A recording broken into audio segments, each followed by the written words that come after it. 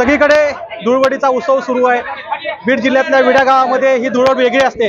मी तुम्हाला मुद्दाम दाखवायचा प्रयत्न करतो की हे जे सगळे मंडळी जमली आहे ही वेगळ्या कारणाने धुळवडीला जमली, कारण ही धुळवड इतर ठिकाणच्या सारखी सर्वसाधारण नाही आहे। तर या ठिकाणी जावयाला पकडून गाढवावर बसून त्याची गावात धिंड काढली जाते आणि ती धिंड काढतेवेळी ज्या मिरवणुकीमध्ये सहभागी झालेली ही सगळी मंडळी आहे ती अगदी वाजत गात त्याच्यामध्ये सहभागी होतात। हे जावई आहेत संतोष जाधव, यांना आज या गावकऱ्यांनी पकडलं आणि अखेर गाढवावर बसवलं। किती प्रयत्न केला पळून जाण्याचा? भरपूर प्रयत्न केला सर। बरं, किती वेळा? रात्री केलो, सकाळी नंतर पकड। कुठे गेलते मग? शिंदे गावात गेलतो सर। मग कसं पकडलं? मग पकडलं काय गावकऱ्यांना सांगितलं तिथे इथं बसलाय। त्यानंतर त्यांची गाडी आली, बोलेरो गाडी आल्यानंतर त्यांचे 10 माणसं असणार, एकटा माणूस काय करणार सर सांगा? आता कसं वाटतं? आता काय, आता झाली परंपरा जी मान्य झाली संपूर्ण झाली, त्याबद्दल गावकऱ्याचा अभिमान मानतो मी। ही भावना करतात। अशी जी परंपरा आहे ती सुरळीत चालावा, जावाला काही त्रास झाला नाही सर। गाढवावर बसतात?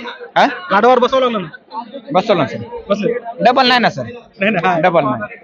काय वाटतं किती प्रयत्न करावा लागला जावई शोधायला? या ठिकाणी प्रयत्न करावा लागला म्हणजे जावयाला पहिल्यांदा ज्या जावयाला पकडलं ते अशोक भोसले जावई होते, ते आमचे विड्याचे होते। त्यांना पकडल्यानंतर काही कारणास्तव त्यांनी कारण सांगितलं की मी बाहेरून जाऊन येतो आणि त्या कारणावर विश्वास ठेवून या ठिकाणी फरार झाले।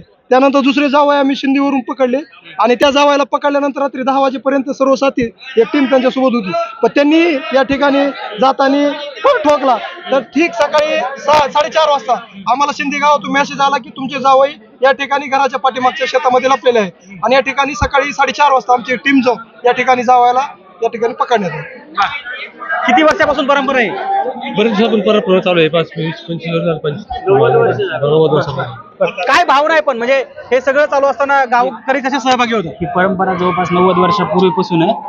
अनंतराव ठाकूर देशमुख यांनी ही परंपरा सुरू केलेली, तेव्हापासून ही परंपरा चालत आजपर्यंत आम्ही ठेवली सर्व गावकऱ्यांनी। आपण बघताय की हा माहोल आहे, अगदी वाजत ज्यावेळी जावई गाढवावरनं फिरवले जात होते त्यावेळी घरातील सगळे आबालवृद्ध रस्त्यावर येतात आणि अनोख्या पद्धतीची धुळवड साजरी करण्याची परंपरा ही या विड्यामध्ये यावर्षी जपली गेली आहे। गोविंद शेळके, एबीपी माझा, विडा, बीड। एबीपी माझा, उघडा डोळे बघा नीट।